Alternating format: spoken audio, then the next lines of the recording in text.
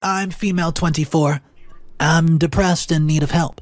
No one else in my life knows what I suspect, and if I'm wrong, then I'm going to alienate some very important people in my life. I've turned everything over and tried to reason with myself, but all signs point to one person. If that person's the reason that I've been going through hell for 4 years, it'll break my heart. I really don't want it to be him, for him to have been that close to me, so now I'm not sure if I should tell my fiancé or not. Let us start from the beginning. I've been dating my fiancé Mason for the past 6 years. He's recently proposed to me and we plan on getting married in the coming years. We have a happy, loving relationship built on trust. We're also never apart from each other, and it's not because we have a codependent relationship. It's because we're scared about what'll happen if I'm left alone. It all started 4 years ago when I began receiving letters from someone confessing to having a crush on me. I told my fiancé about it and we laughed at it, thinking it was something innocent that would pass. I even asked all my male friends if one of them had sent me a letter, as a joke, but none of them had admitted to it. However, the letters kept on coming and became even more extreme. This man claimed that he could not live without me and that one day I would be his. Seeing how upset I was by all this, my boyfriend decided to open the mail from then on. He tossed out all of my, stalker's letters so that I didn't have to read them. Then the stalker started to send gifts. He started to send me items off my public wish list along with some notes saying how he was thinking about me. I made everything private to prevent him from doing that, but he didn't stop. He sent me gifts for every occasion, including my birthday, Christmas, heck, even Valentine's Day. I returned the ones that I could and threw away the rest. It made me sick to keep anything that he had touched, and then he got my phone number and started to send me messages. I changed my number so many times until I stopped, and at some point after that, he randomly stopped. I thought that maybe he got bored and found someone else, and I started to settle back into a normal life, falsely believing that I'd escaped him, and just as I was beginning to relax, he struck again. It was about 2 years since he started watching me, and this time it affected me mentally. I could not sleep, leave the house, or even have conversations with strangers. Mason was very supportive at the time and made excuses for me to people, but eventually we had to tell people around us that what was going on. When my family heard about this, they immediately went to the police. I told Mason not to go to the cops. I feared they would be unable to do anything about it, but I was right. They tried to track the person, but it was hard. They also said that since this person had not harmed me yet, I was still technically safe. Physically, I was safe, but mentally, I was spiraling. I was never sure when the next gift would come, and I was never sure when this person would follow through on their promise to take me away so that we could be together. It was a threat to my whole being. I could not be alone for more than 5 minutes, and Mason often had to be with me. And if he was, at work, I had coworkers around me and they knew about my situation and did their best to support me. I stopped going out with friends because when I was out, he would sometimes send me pictures of myself. He was a dark cloud looming over my life and I could not escape. I hated him with a passion and swore that the day I found him, he would pay. He would go to jail for as long as possible and they would throw away the key. Despite my, watcher looming over me, my relationship has gone from strength to strength, and Mason recently proposed. I needed that moment of happiness after all that I've been through. I was over the moon, and I could not believe that he wanted to commit to me. I kept on waiting for him to tell me that the stalker was enough and he wanted to leave me, but he kept on supporting me and began being my shield. I didn't hesitate twice when he asked me to marry him, and I knew that he was who I wanted to be with for the rest of my life. My happiness was short-lived, however. My watcher found out that I was engaged and he was not happy about it in the slightest. He made sure to express his unhappiness by sending me wedding accessories and writing that he wished I was getting married to him and not Mason. He claimed he could take better care of me and love me more. Clearly, he didn't know the difference between love and obsession. But, the thing that got me very bummed out to the point where I had to increase my dosage of medication, it was the fact that he somehow got into my apartment. When I came home one day from work, I realized something was different. It was then I noticed that the light bulb that had broken days before had been magically fixed. There was a gift on the table and my living room painting had been changed. It's been changed to one of my favorite artists. I texted my boyfriend to ask him when he had time to do all those things, and he was really spoiling me. Oh, he responds with question marks, saying that he had not been in our apartment since the morning, and when I opened up the gift it became clear who had been inside there. He wrote that I should never have to live in discomfort anymore. The gift was a fan. See, I'd been complaining about heat for days, but have been too lazy to buy a fan. Maybe it was the heat and anxiety that contributed to it, but I passed out right then and there in the living room. Mason found me lying there minutes later and woke me up. I told him what happened, and he was absolutely horrified. He said that he was going to change all the locks and inform security about this, and he also planned to get the footage. They said that they would give him the footage in a couple of days, so we've been waiting, and to cheer me up, he had families planning a dinner at his mom's mom. They cooked all of my favorite foods and did their best to make me feel better. I appreciate it, and after a while, I started to feel better. I needed to get something in the kitchen, so I left the dining room, and while I was in there, my brother-in-law, who's married to Mason's sister, came in. Elvis asked me how I've been holding up with the Watcher. I said I was taking each day by day, and he then started to ask me questions about my stalker. At first, I answered out of politeness, but I was not comfortable. Talking about my stalker always ruined my mood, so I took, what I needed and tried to excuse myself. But Elvis, who works as a research scientist, told me that he was really interested in this and wanted to ask me so many questions. I told him I was not very comfortable with that, but he said that he had a friend who was doing some research on it, and his friend asked if Elvis could ask some questions. Again, I told him no, I'm not interested. He then gets a bit upset and asked why I did not want to use my experiences to help his friend. I got very mad and shouted at him to not want to use my experience to help a friend. Well, I said, leave me alone, and then I stormed out of the kitchen. My father-in-law asked what happened, and I said that I had a misunderstanding with Elvis, and I told him that he kept on asking me questions about my Watcher, and I was not comfortable answering because it ruins my mood. I was here to forget about it, not talk about it. Right then, Elvis came out of the kitchen and went to join the others. Father-in-law then asked him in front of everybody why he did not respect my wishes when I asked him to stop asking me questions. He was very embarrassed, and claimed that the topic was just too interesting for him, and the rest of the family members could see how upset I was, and they told him that what he did was wrong. Well, he apologized for being so tone-deaf about the stalking. I was tired and upset already, so I asked Mason to take me home. The next day, Elvis calls up Mason to apologize once again for what he said. He asked Mason if he would like to join him and his wife, Maddie, for dinner, his treat of course, so that he could apologize. I calmed down a bit by then, and I didn't want to hold a grudge, so I agreed. Dinner was going fine until Elvis said something that made me suspicious. We were talking about mental health, and then he mentioned my specific antidepressants. Well, no one knows which one I'm on, especially the exact medication. I keep them in our medicine cabinet at home, and, how did he know which ones I take? The only way that one would know is if they looked through the medicine cabinet in our bathroom, and there was no way that he would have seen them when visiting because we had a separate guest bathroom. That got me thinking, is my brother-in-law my stalker? That would explain why he wanted to know how close I was to tracking him down, and he also wanted to know if I had ever thought of keeping the gifts. What if he feigned interest from, a scientific point of view when he had bad intentions all along? I'm contemplating letting my fiancé know about this new piece of information, but I'm scared. What if he overreacts and confronts his brother-in-law? Or what if he doesn't believe me and gets upset with me? Worst of all, what if I'm wrong and accuse him of an innocent person? The whole family hates me. It's already hard for me to wrap my head around the possibility of Elvis being the stalker. And the fact that he was right in front of me for all those years and that I did not notice anything was just plumb scary. If it is him, just by any chance, then he does a good job of acting. He's always decent, never too friendly and respectful. In fact, he's hardly noticeable at family functions and no bells rang when he was around me. But maybe that was intentional. After all, who would suspect somebody who was barely noticeable? No one would, which is probably how he got away with it for so long. Honestly, I'm fed up, and I want it to stop.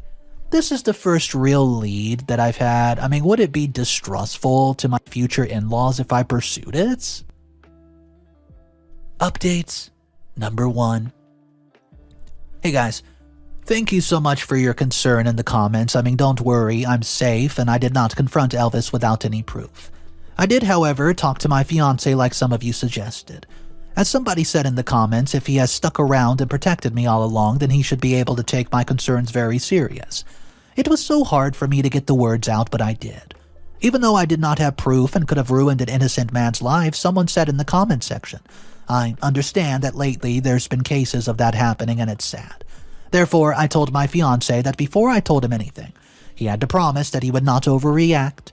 I then told him how that Elvis said something very alarming during dinner.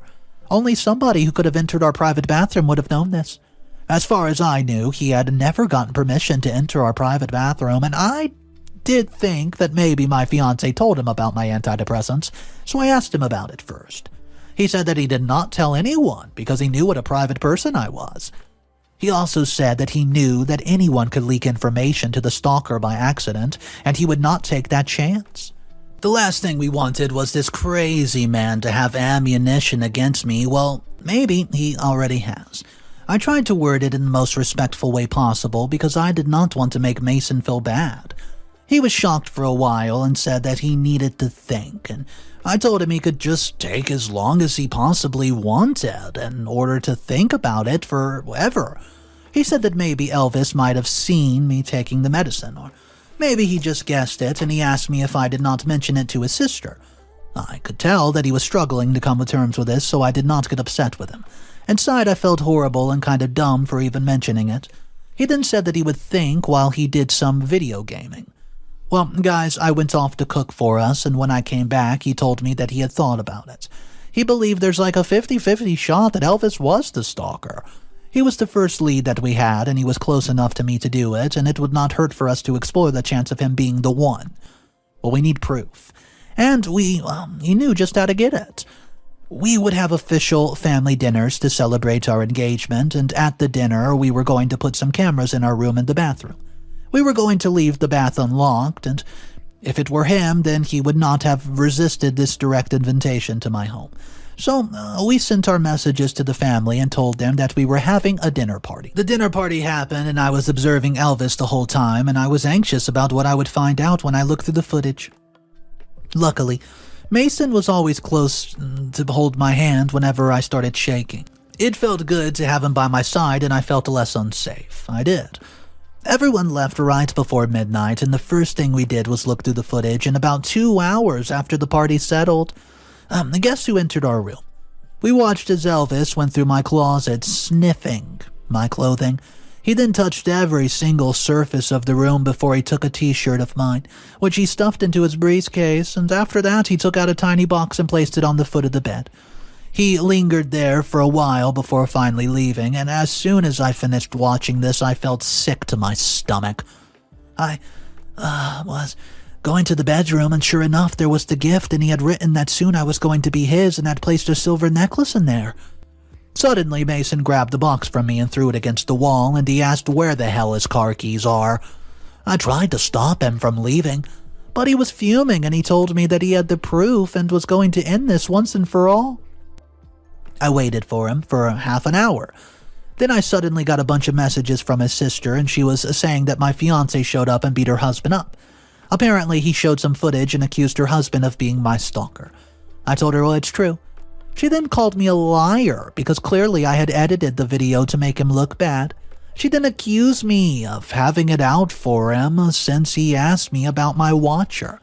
She then asked what more I wanted since he had apologized, and I was just at a loss for words. How in the world can she still believe that creep after seeing a video evidence? I should have known she believed him. She worshipped the ground that he walked on. Now she was insulting me, victim-blaming, and making me feel even worse. Not long after, Mason came back. His knuckles were bruised and bloodied, and he looked very upset, and he then asked me if Maddie had messaged me. I said yes. He told me not to respond to her, and tomorrow we're going to the police to get a restraining order against Elvis and get justice. But it didn't matter if anyone believed us or not. We had proof. He then hugged me and told me that it was all over. The monster was going to be out of our lives, and I've never felt so safe in the 4 years that I have in that moment. Update number 2. I'm back. Well, crap has officially hit the fan, and it's not looking pretty. The whole family's gotten involved in this, and can you believe there's people who think that I'm doing this because I'm bitter? Yes, that's the world for you. No wonder people don't speak out when they're faced with things like this. Everyone wants to give alternates to the truth just to make it more palatable. It's not been 2 weeks since we caught my stalker, and they've been on a roller coaster. Let me just summarize the important parts for you. My fiancé and I immediately went to get a restraining order against old Elvis. I blocked him on everything and told building securities not to let him in. We opened up a case and the cops started investigating, and afterward my fiancé called a family meeting so, we could clarify everything to his family. He told them every ugly detail of my 4 years of being watched. Maddie refused to attend, but she sent somebody who claimed that we were lying. So we showed them undeniable proof that their golden boy was a creep. After that, my fiancé said that he stood with me, and if anybody stood against him, they were against him. He told them to do with the information as they please, but Elvis is not allowed near me. He then said that his sister and I deserved much better treatment, and some people agreed and some disagreed, but we did not stay long. I could tell that Mason was getting angry of their excuses, and when we got home, I had several angry voice notes from his sister. Well, I was curious about what she had to say, so I opened them. I was shocked at how she still believed Elvis, and she claimed that I had an emotional affair with him. Elvis and Mason found out, so I manipulated Mason into thinking her husband was a watcher so I could keep my love for Elvis a secret. She claimed that he confessed to it and said that he never acted upon it, and he then claimed that I told him to leave his wife, and when he refused, I got angry. She actually said that nonsense with her whole chest. Mason laughed at her delusional self and said that if she wanted real proof, we would give it to her. He had another plan. He then took my phone and started texting. He showed me that, he had been doing after he finished texting, and he messaged Elvis pretending to be me. He told Elvis that I wanted to meet him in private and clear things up, but he could not tell anyone about it. He then gave him a time and a date, and of course the fool agreed to meet with me. Or should I say him? I told Mason I hoped he was not planning anything violent, and he said he was not going to beat him up even though he was itching to, and we were just going to set a trap. He then told me the details of the plan, which sounded pretty good to me. And 2 days later, in the evening, Elvis started visiting me under the assumption that we were absolutely alone. I made him something to drink. Indeed I did. And then I said that we could talk, and I could tell that he was excited, and then I told him that I was disappointed he never told me that he was from who he was, from the very, very beginning. And now we're in this hot mess, and he just asked me straight up, what did I mean? So then I put on a friendly act and said that the fact that he liked me. He interrupted me and said that he really loved me and would do anything for me, and I told him that I saw it and admired his dedication. I said I was often curious about this man who had so much time for me. He fell for it, hook, line, and sinker, and started talking. He told me all about how when he saw me, he fell in love with me, and he said that he was scared to approach me, so he thought that he could send me letters. He said it got out of hand a bit, and he just loved me so much and could not stand me being with my loser boyfriend. I had to keep a neutral face on while he talked crap about my love. He then said that he really wanted to be with me and that I should leave Mason, and he would take care of me and do everything for me, and gosh, I recoiled internally when he said that, and then he stood up from where he was standing and came close to me. I then pressed a button on my watch, and a second later he was leaning in to kiss me. Mason barged through the door and yanked him from the back, and he beat a pulp out of him. He was begging for mercy and claiming that nothing ever happened, and once Mason calmed down, we got our video and footage of the audio, which we immediately sent to every single family member. And in case they don't believe the audio, he also has the visuals, which showed exactly what happened, and he then told them that Elvis had admitted to everything, and if anybody still believed him and not us, they could just delete our numbers. Well, guys, we then switched off our personal phones, locked our doors, and went for a much-needed date night. He surprised me by bringing all of my friends that I had not seen in ages, and I stayed away because I didn't want to endanger them. But now that we knew who the stalker was, I could finally have a normal night out. We've ignored all the calls from our family since then, and we're going to give them another week to process this and for the drama to unfold. We plan to relax and enjoy before being free, but for now, before we open Pandora's box. Final update. I went for a walk for the first time by myself the other day. At first, I could not even leave the house. After all, we live in a new town with new people and new dangers. I managed to get as far to the corner of the street alone as possible, and suddenly I became self-conscious. I wondered if the man with the dog was going to follow me, if the girl with her phone held up was taking pictures of me, and I turned on my heels and went back to my husband. That was the first time I took a walk alone in 3 years. It might seem like something small, but I'm proud of myself and the small steps that I've started to take. My therapist told me that it would take time because my mind has to relearn those old patterns, and I basically have to learn to think that I'm not going to be kidnapped at any moment. At least my husband is with me, and all the danger is far away. But enough about me, let me tell you what happened over the past 4 months. We settled our case with Elvis out of court, and he had to pay a sum to me and also got a suspended sentence of 3 years. If he commits any crime in the time frame, then he's going to be locked up. That did not take us too long, and at the time, a lot of family members, including Mason's other sister, reached out. When they realized just how serious things were, they felt bad for ever doubting me, and guys, one by one, they all apologized to us. The only people who did not apologize were his mom and sister, who believed that we had made everything up despite all the proof that we had. They thought we manipulated him. After all, he was respected as a research scientist who had done a lot for the family, and I was just a fiancé. I was not expecting any better from his mom. His mom's always been a fair-weather parent. She goes where the wind blows and has no thoughts of her own, and his father, however, offered the deepest, most sincere apology. He was a quiet man who tried to stand up for me from the start, but his voice was weak. I still appreciate the fact that he tried to this day. After the case was settled, we decided to have a small wedding with our friends and my family, and my family is only my mom and sister, so the wedding was not big at all. We rented out a nice little restaurant, and we had the service in the gardens overlooking it, and none of Mason's families was invited except for his father. See, we both just made the decision that even though they apologized, they could not be trusted. No one knew where their loyalties lie, so we just had an impromptu wedding with our close friends. Right after that, we went on a long camping honeymoon. There was a site that I've been meaning to visit for years, but my growing anxiety has not allowed me to. Well, you know what, guys?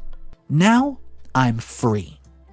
Well, as for Elvis, I've only heard about him, and really, one time. I'm not sure if it's true, but rumor has it that he got bored of his wife again, so he latched onto another victim and started an affair. I told Maddie that he did not love her, but she did not listen. I don't know if it's true or not, since we don't keep up with the news about these people anymore, but as for those people, I wish them some very sad lives. You know what? We're living our best life, and I'm so glad that we're far away from that crazy family.